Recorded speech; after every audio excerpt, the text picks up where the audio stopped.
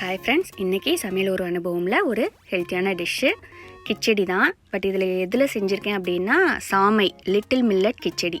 வாங்க எப்படி செய்கிறதுன்னு பார்க்கலாம்.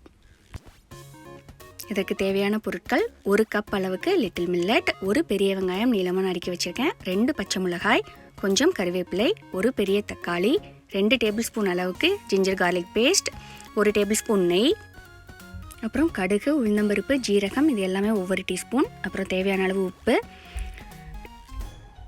முந்திரி பருப்பு 1 டேபிள் ஸ்பூன். நமக்கு தேவையான காய்கறிகள் எல்லாத்தையுமே சேர்த்துக்கலாம். நான் உருளைக்கிழங்கு, கேரட், பட்டாணி, கார்ன், அப்புறம் மொச்சை, இது எல்லாமே சேர்த்துருக்கேன்.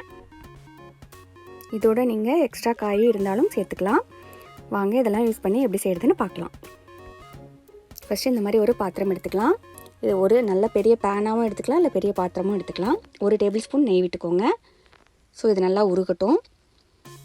நெய் ஃப்ளேவர் இருந்தால் தான் கிச்சடி சூப்பராக இருக்கும். நீங்கள் எண்ணெயிலையும் கூட செய்யலாம், ஒன்றும் பிரச்சனை இல்லை. ஸோ நெய் உருகுனதுக்கப்புறமா நீங்கள் ஃபஸ்ட்டு கேஷ்யூவை நல்லா வறுத்து அதை தனியாக எடுத்து வச்சுக்கலாம்.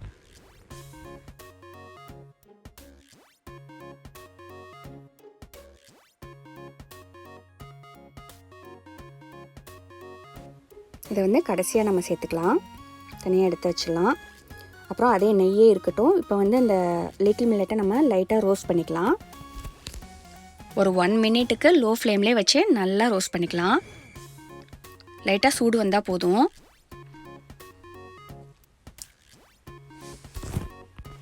வறுத்துட்டு இதையும் தனியாக நம்ம வேறு பாத்திரத்தில் மாற்றி வச்சிடலாம். ஸோ இந்த மாதிரி மாற்றியாச்சு. இதில் இது மூழ்கிற அளவுக்கு நம்ம தண்ணி சேர்த்துக்கலாம். ஒரு 20 மினிட்ஸ் இது ஊறட்டும். நம்ம மற்ற காயெல்லாம் வதக்கிறதுக்கு இது ஊறுறதுக்கும் சரியாக இருக்கும். அடுத்து அதே பேனில் இன்னொரு டேபிள் ஸ்பூன் நெய் சேர்த்துக்கலாம், இல்லை எண்ணெய், இல்லை ரெண்டுமே கலந்தும் கூட நீங்கள் சேர்த்துக்கலாம். ஸோ எண்ணெய் காஞ்சதுக்கப்புறமா நம்ம தாளிக்கிறதுக்கு எடுத்திருந்த கடுகு, உளுந்தம்பருப்பு, ஜீரகம் சேர்த்துக்கலாம். எல்லாத்தையும் ஒன்றாவே நீங்கள் போட்டுடலாம், ஒன்றும் பிரச்சனை இல்லை. இது லைட்டாக பொரியட்டும். பொரிய ஆரம்பித்ததுக்கப்புறமா நீங்கள் கருவேப்பிலை சேர்த்துக்கலாம்.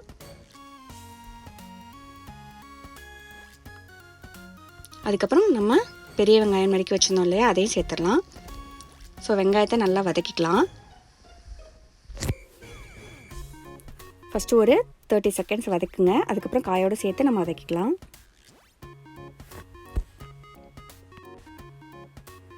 லைட்டாக உப்பு சேர்த்துக்கலாம், சேர்த்து வதக்கிக்கலாம். கொஞ்சம் ஈஸியாக வதங்கிடும். இதிலே நம்ம அரைச்சி வச்சுருக்க இஞ்சி பூண்டு விழுதை சேர்த்துடலாம். இதையும் ஒரு 30 செகண்ட்ஸ் வதக்கிக்கலாம், அந்த பச்சை வாசனை போகிறதுக்காக.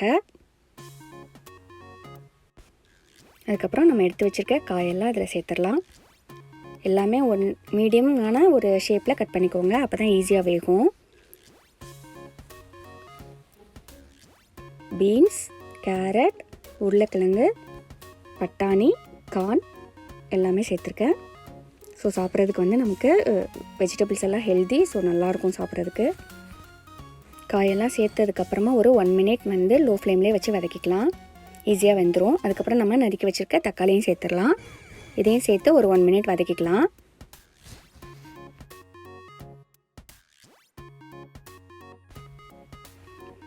இதில் 1 டீஸ்பூன் அளவுக்கு மஞ்சள் தூள் சேர்த்துக்கலாம். சேர்த்துட்டு இதை நல்லா மிக்ஸ் பண்ணி விட்டுடலாம், கொஞ்சம் கலர்ஃபுல்லாக வேணுங்கிறதுக்காக. அவ்வளோதான், எல்லாமே வதக்கியாச்சு. நம்ம 1 கப் லிட்டில் மில்லட் எடுத்துருக்கோம். அதுக்கு 3 கப்பு நீங்கள் தண்ணி ஊற்றணும். ஸோ அந்த தண்ணியும் சேர்த்தாச்சு. தண்ணி நல்லா கொதிக்கட்டும். பாருங்கள், தண்ணி நல்லா கொதிக்க ஆரம்பிச்சிடுச்சு. இவ்வளோ நேரம் லிட்டில் மில்லட்டும் நமக்கு நல்லா ஊறிட்டு இருக்கும். ஸோ அந்த மேலே உள்ள தண்ணியை மட்டும் இருத்துட்டு அதை நம்ம அப்படியே சேர்த்துடலாம். ஸோ அதை ஃபுல்லாக சேர்த்துட்டு அதை நல்லா மிக்ஸ் பண்ணி விட்டுடலாம். மீடியமுக்கும் கொஞ்சம் ஃப்ளேம் கீழே இருக்கட்டும். இதை நல்லா நீங்கள் மிக்ஸ் பண்ணிகிட்டே இருந்தீங்கன்னா ஓரளவுக்கு ஒரு 80% வெந்துடும். அதுக்கப்புறமா நம்ம மூடி வச்சிடலாம்.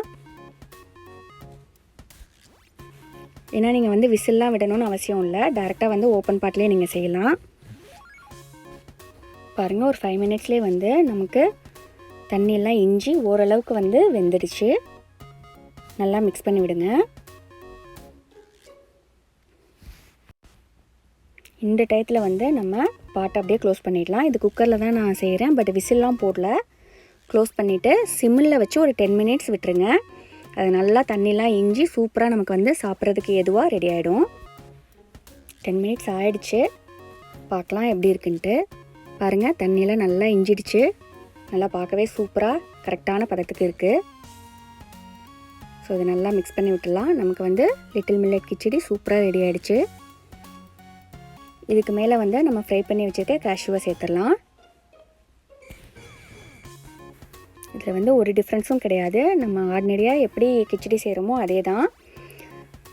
எந்த டேஸ்ட்டும் வந்து உங்களுக்கு மாற போகிறதில்ல, ஹெல்த்தியும் கூட. ஸோ இந்த மாதிரி நீங்களும் ட்ரை பண்ணி பாருங்கள்.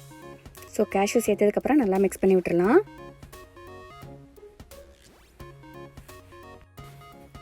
சிம்பிளாக செஞ்சு முடிச்சாச்சு. ஹெல்த்தியான டிஷ்ஷும் கூட. நீங்களும் செஞ்சு பாருங்கள். சூப்பரான லிட்டில் மில்லட் கிச்சடி ரெடி.